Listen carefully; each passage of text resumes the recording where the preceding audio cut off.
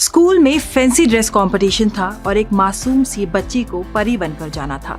लेकिन इसके पास ना तो परी की ड्रेस थी और ना ही ड्रेस खरीदने के पैसे।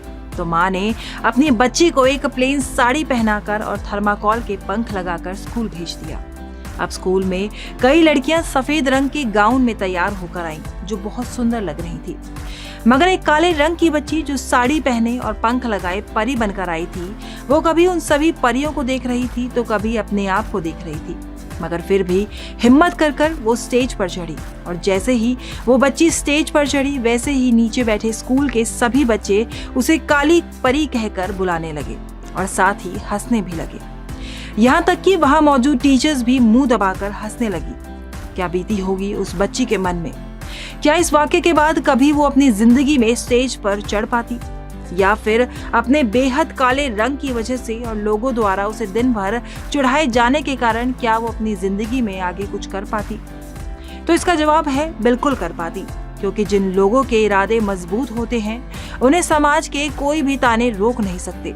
हाँ, बुरा जरूर लगता होगा, लेकिन उन बुराइयों को जिसने अपनी ताकत बना लिया, समझो उसने आसमान छू लिया।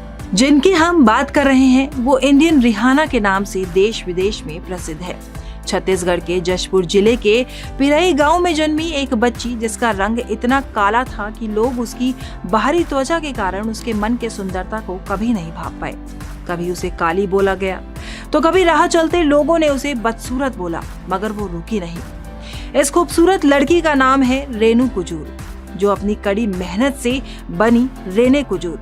रेने को बचपन से ही सजने संवरने का बहुत शौक था, मगर रंग काला होने के कारण उनका सब मजाक बनाते।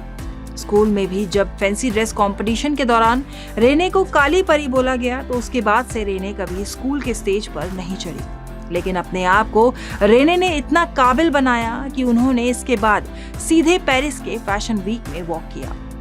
लेकिन यहाँ तक का सफर इतना आसान ना था। रेने को मॉडलिंग में अपना करियर तो बनाना था, मगर उनके पास उनका पोर्टफोलियो नहीं था। अब पोर्टफोलियो बनाने के लिए सबसे पहले उन्हें पैसे चाहिए थे, जो कि उनके पास थे नहीं। घर के हालात ठीक ना होने के कारण घर से भी उन्हें कोई मदद नहीं मिल पाई और उन्होंने 12th करने के बाद रेस्टोरेंट्स में वेट्रेस की जॉब करना शुरू किया। अब थोड़ा पैसा इकट्ठा होने के बाद रेने जैसे ही अपना पोर्टफोलियो बनाने वाली थी, वैसे ही उनके पापा को कैंसर हो गया, जिसके बाद उन्होंने जो भी पैसा अपने पोर्टफोलियो बनाने के लिए जमा किया था, वो सब उनके पापा के इलाज पर लग गया। इसके बाद रेने ने फिर से नौकरी कर पैसा इकट्ठा करना शुरू किया, लेकिन इस बार उनकी नौकरी ही चली गई। अब जॉबलेस रेने अपने लिए नौकरी की खोज में लग गई, लेकिन उन्हें कोई नौकरी नहीं मिली और इस मोड़ पर आकर उन्होंने वापस अपने गांव जाने की ठानी।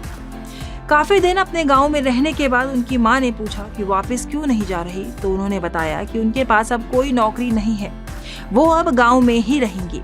जिसके बाद उनकी माँ ने उन्हें कुछ ऐसे शब्द कहे जो कड़वे जरूर थे, मगर उन शब्दों ने उनकी जिंदगी ही बदल डाली। इसके बाद रेने घर से चली गई और अपनी माँ से कहा कि वो अब कभी वापस उनके पास नहीं आएंगी। जिसके बाद रेने ने कई सारी एजेंसीज के साथ काम किया, अपना पोर्टफोलियो तैयार किया, जिसके बाद कई लोगों ने उनकी तुलना हॉलीवुड सिंगर रिहाना के साथ की। वैसे तो करीबन 2008 से ही लोगों ने ये नोटिस करना शुरू कर दिया था कि रेने की शक्ल रिहाना से काफी हद तक मिलती है, मगर उन्हें इस बात का फायदा करीबन 10 साल बाद मिला, जिसके बाद उन्होंने आसमान की ऊंचाइयों को छूना शुरू किया। फिर 2019 में रेने modelling reality show MTV super model of the year में भी दिखाई दी, जिसके बाद से वो और पॉपुलर होती चली गई। रेने वही काली परी हैं जो देश से लेकर विदेश तक कई सारे फैशन वीक्स में वॉक करती हैं और कई सारे ब्रांड्स के लिए मॉडलिंग करती है। लोगों की नजर में रेनू से रेने और फिर इंडियन रिहाना बनना भले ही एक रात का टर्निंग पॉइंट हो, लेकिन ये सिर्फ रेनू, जिसे उनके स्कूल में बच्चे काली परी कहकर बुलाते थे, वो ही समझ सकती है कि यहाँ तक पहुँचना एक दिन का खेल था या फिर कई सालों की मेहनत।